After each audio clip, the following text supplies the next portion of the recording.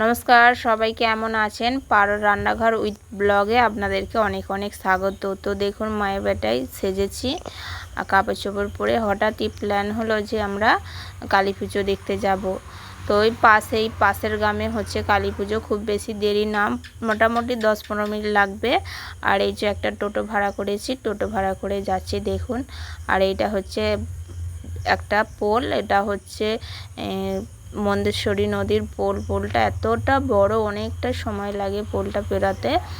তো দেখুন পোলটা কত সুন্দর লাগছে। আর আমাদের বাড়ির সামনে রাস্তাটা এতটা খারাপ যে ওখানটার ভিডিও করতে পারলাম না, প্রচণ্ড খারাপ রাস্তাটা। আর এই যে দেখুন পোলটা কতটা সুন্দর।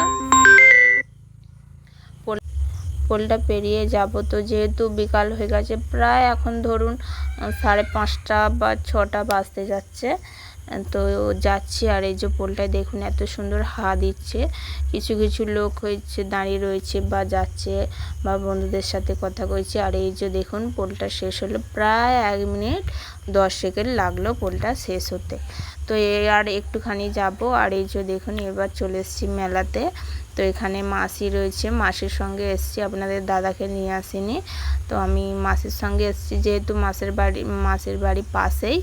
তো মাসি আর মেসো এসছে, ওদের সঙ্গেই আসছি। আর এই যে দেখুন প্যান্ডেলটায় যাব, এতটা ভিড় হচ্ছে প্যান্ডেলটার, একদম কালী ঠাকুরের সামনে মোটেই যেতে দিচ্ছে না, চারিদিকে বাঁশ দিয়ে ব্যারিকেড করে দিয়েছে।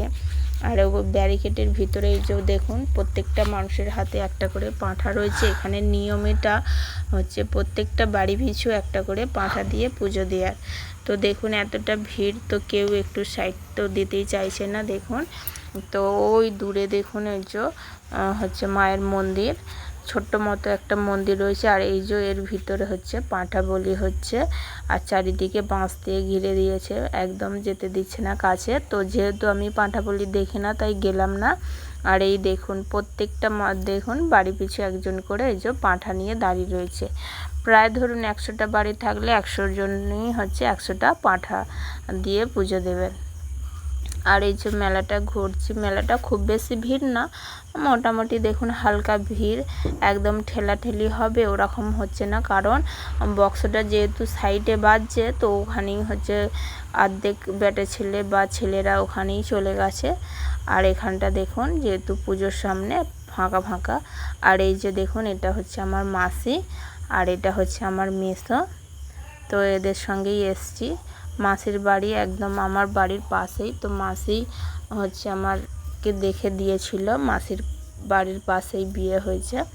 আর এই দেখুন এখানে পাঁঠাটা দেখুন কতটা বড়, দেখুন একদম আদলা বাছুরের মতো। তো ওখানটা দেখে এবার একটু মেলায় এলাম, ও বায়না ধরেছে খেলনা কিনবে। আর এসেই দেখুন ব্যাগগুলো দেখে কি ভালো লাগলো, বাচ্চাদের ব্যাগ ছোট ছোট, আর কত রকমের খেলনা রয়েছে। আর এখানে মোটে জানেন যেহেতু একদম গ্রামের ভিতরে, মোটে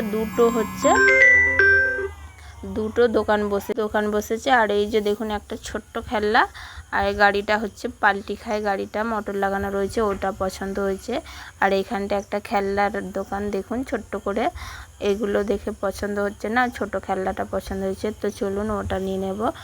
আর এই দেখুন মেলার ভিতরে চলে এসেছি। তো এখানে এসে আমার বন্ধুর সঙ্গে দেখা, বন্ধু ঠিক না, এটা হচ্ছে আমার বড় মাসির মেয়ে। তো প্রায় ধরুন 22-23 বছর পর দেখা হলো।